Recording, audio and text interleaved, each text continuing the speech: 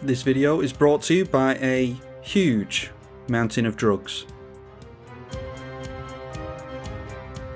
Orah Skyclave Hierophant versus Feather the Redeemed, Palladia the Ruiner, and Torbran, Thane of Redfell.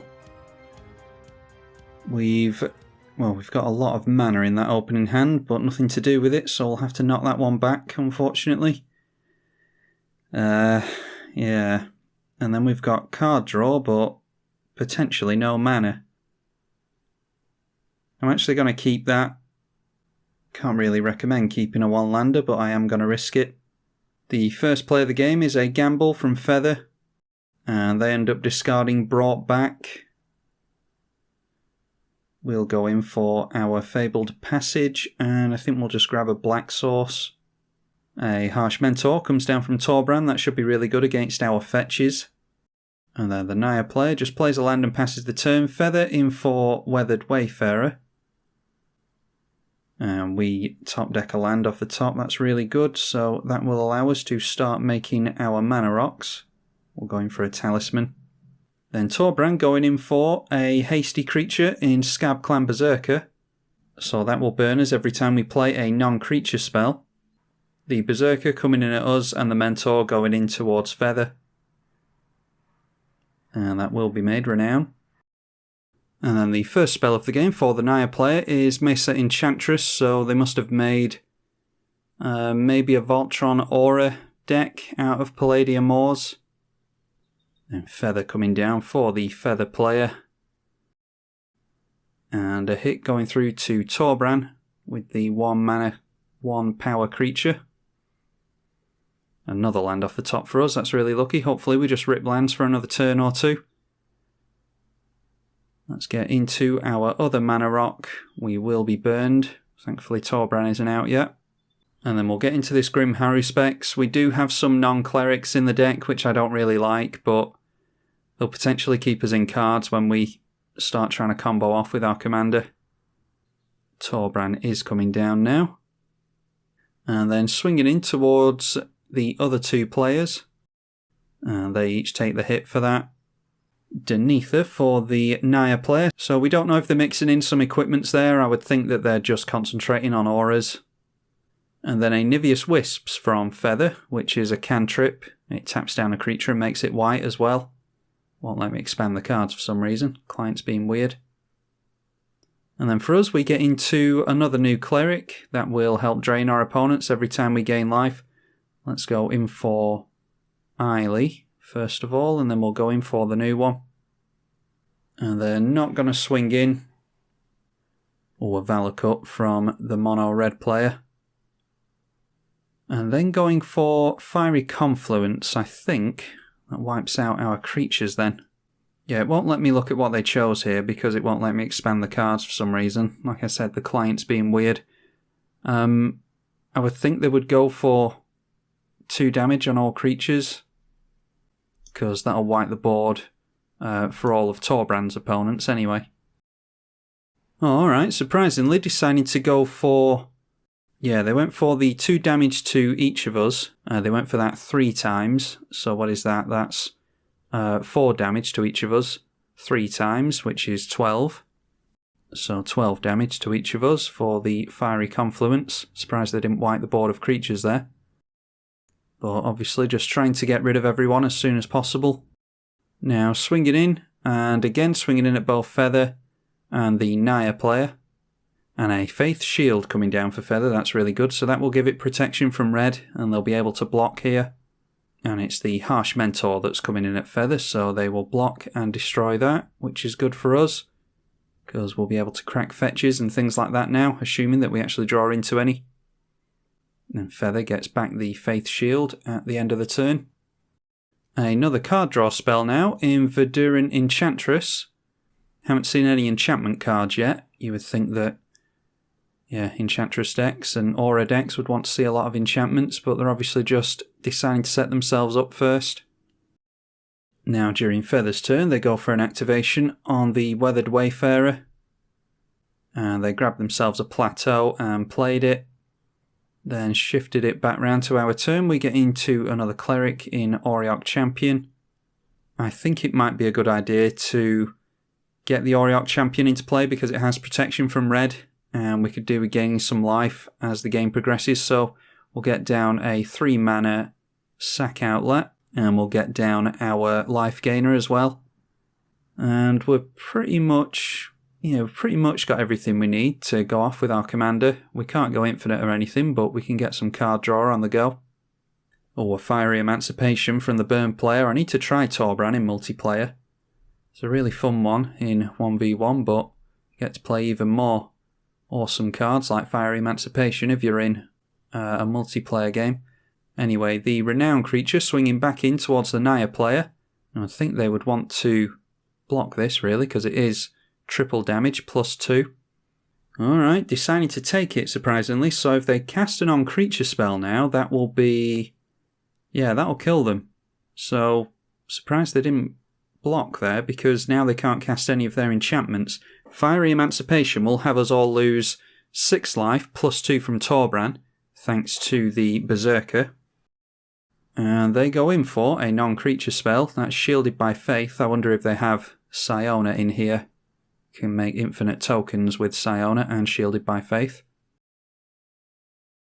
And yep, that was enough to take them down. Like I said, they get 8 damage dealt to them when they cast a non-creature spell. So that's the Naya player dealt with. Back round to Feather's turn, they activate the Weathered Wayfarer again. And this time getting themselves into a Rugged Prairie and playing it straight away. Then they get a Torbran of their own, which will trigger our Orah Champion. We'll gain a life. Gaining life against the Burn player is really good. That will trigger our new Cleric, and they will have everyone lose a life. We want to be gaining lots of points of life off of Aristocrat effects and Creatures Entering effects to make her useful.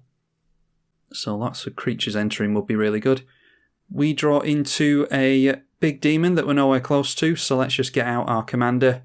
Do we want to tap down Strip Mine? They've got Valakut over there, and they're only a land away from getting triggers off with that, so I think we're best Strip Mining the Valakut, actually. Let's leave the Strip Mine untapped, and we'll go in for our commander. Triggering both of our creatures again. And then Strip Mine the Valakut. And pass it round to our opponent's turn. They did have a land to make, they just dropped a mountain, so that would have been a lot of damage that something was being dealt. And speaking of a lot of damage being dealt, there is Jaya. Has burn spells, deal an extra point of damage, and it burns any target itself as well. Going straight at our face, not targeting the creatures. That knocks us all the way down to 14. We need to get rid of this Fiery Emancipation, I think. And then the Berserker goes back in at the Feather player. You'd think they would have to block here, and they do with their Torbran, trading creatures. I'm surprised we didn't see the protection spell there, the Faith's Shield, I think it's called. Yeah, they could have saved their Torbran there. But that's why they're going for Defiant Strike onto their Feather for a card draw. And then they get that back at the end of the turn, that's good. And again, during their turn, going for the cantrip spell. And now the other cantrip spell in Niveus Wisps. They're managing to make a land, getting into a Signet. And just passing the turn at that, seemingly, they'll get both of their cantrip spells back, which they can cast again. They'll be able to do it during our turn and during Torbran's turn as well. Anyway, a land for us. We'll just play that straight away. Then I think we need to deal with this Planeswalker because I don't like the damage that can get thrown around by her. So let's take the Death Toucher in. If we have our opponent lose Torbran or their Planeswalker, I'm happy either way. So we'll swing in with the Death Toucher. They decide to have their Planeswalker put down to 1 loyalty, which means they can't activate it now. They obviously still have the static ability on there, but at least they don't have an activation now. After combat, let's go in for the species specialist. If someone wipes the board here, or we decide to sacrifice our creatures, we'll draw a bunch of cards. Obviously name Cleric with that. And then that triggers the life gain and the drain. Now then, what's this? A Molten Disaster. Oh, and it has split second as well, that's not good. I was hoping we'd be able to make a response to something like this, but split second might spell the end of us. It deals X damage to each creature without flying and each player. Yeah, with a Fiery Emancipation in play and a Torbran. That might be enough to get rid of us. X is 3 there, by the way. Well, it was enough to get rid of Feather, knocks us down to 3, so that life gain has really helped us. I think without the life gain we would have been done for there. And our creature stays in play thanks to the protection from red. We get some commander triggers, and we'll get some card draw here as well. Let's grab back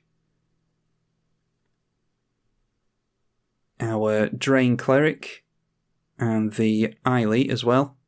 And then all of these can just go on the stack in any order. Doesn't matter, we'll just draw cards with those. Get back our 2 clerics thanks to our commander. That will trigger the life gain as well, putting us back up to 5. Alright, and we've drawn into some good stuff there, including the D-Spark. Do we sacrifice a creature for D-Spark? Yeah, I think we have to get rid of the enchantment, so let's sacrifice the Eili. It's been quite a fast game this. We'll go for the D-Spark on there. Alright, and then we've got Mana Crypt and Bolas's Citadel. Don't think we can go for either of those. Let's get down the Mangara for some potential life gain and card draw. Then we'll swing in the 1/1 at the Planeswalker. And the black creature can go in at our opponent's face. So they've only got 2 cards left in hand now. We refilled our hand with that board wipe. But they're going to have time to deal with us potentially. Mana Crypt has every chance of lightning bolting us. No, I think we just have to keep our fingers crossed that we don't get bolted by Mana Crypt. I think we need to have the Moth in place, so let's play the Brood Moth.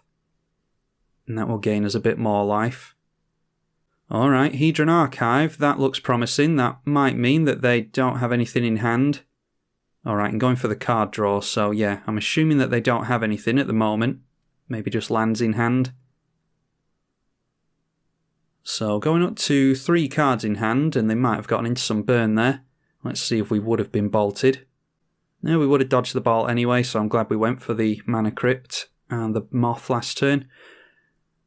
Getting into the Aetherflux Reservoir now, which combos nicely with the Bolas's Citadel, until you hit a couple of lands, that is. Let's swing in first of all, we'll gain some life with Mangara. Then let's head in for our commander as well. We'll try and get some chains going here. I don't think we've got quite enough different types of creatures in the bin for it, but we'll try. And then instead of getting another sack outlet, let's just hold that in hand. Red can deal with artifacts quite easily. Let's put another cleric into play for some more life gain and potential card draw. Another new one from Zendikar called Tabarax. I was looking at making a Shadowborn Apostles deck for 1v1 with Tabarax. You'll have to let me know if you're interested in that. Okay, so we'll leave it at that. We're back up to 11 life, which makes it more difficult for our opponent to reach us. They're tapping out to get their Torbran in play. That will give us some more life. Drain our opponent. We've got them down to 7 thanks to the drain. I'm liking the 3 mana cleric over there, slowly chipping away at our opponent. And then they're going for a Gibbering Fiend, which will mean some damage being dealt to us. It's not enough to get rid of us, but yeah, let's just try and do a little bit of cleric chain stuff here. We'll get rid of the Auriok Champion first.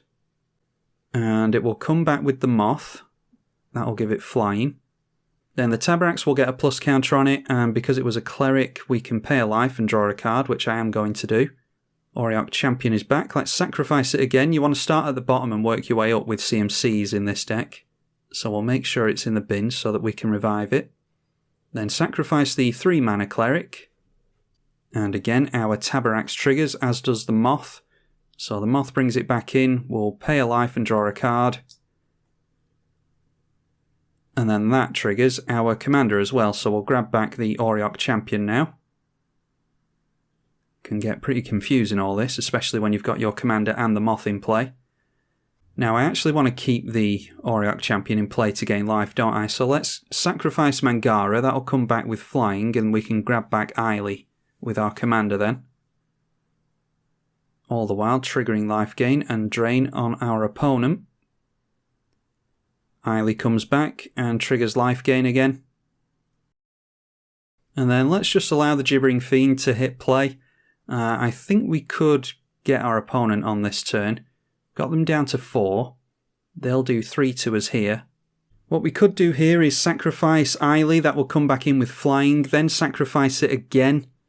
We'd have our opponent down to 3. Sacrifice the Marauding Blight Priest. Yeah, we could definitely chain off here. Sacrificing Mangara would bring back the Blight Priest. And then sacrificing the Blight Priest would bring it back with flying, and we'd bring back the Eili as well. So we've definitely got enough to chain off here. Plus we've got Sensei's top in hand, so that chains nicely. With Bolas's Citadel, you can just constantly put it back on top and then play it for a life. And just draw pretty much any card you want. Anyway, I don't think our opponent's got us here, even if we do get bolted by a Mana Crypt. We're going to have Gibbering Fiend Lightning Bolt us again here. So let's see. Yep, we do lose the flip to Mana Crypt, so going down to 2. Luckily our opponent's tapped out. So instead of chaining off here, let's just swing in at our opponent. We've got plenty of evasive creatures here. If we get a 5th counter on Tabaraks, then we'd have lifelink on that as well. But no need to drag it out with a bunch of triggers on the stack when we can just turn sideways. So there we go. We would have gained life there from the Mangara and drained them again. Yeah, a little bit of a scruffy game there. Torbran very nearly got rid of us. That was yeah, that was a really good showing from Torbran. I need to wrap my head around properly all the different chains and not necessarily combos, but almost combos that you can go for with this deck. Once you've got your commander and the Broodmoth in play, it's going to be really difficult to lose the game from there, because you can just chain off a bunch of clerics with different CMCs and slowly drain your opponent out with something like a Blood Artist or the Marauding Blight Priest that we saw here. Anyway, hopefully you all enjoyed it. Let me know what you think about that 1v1 Tabaraks idea, and I will see you all in the next one. I'm tribalkai on the EDH channel. Thank you for watching.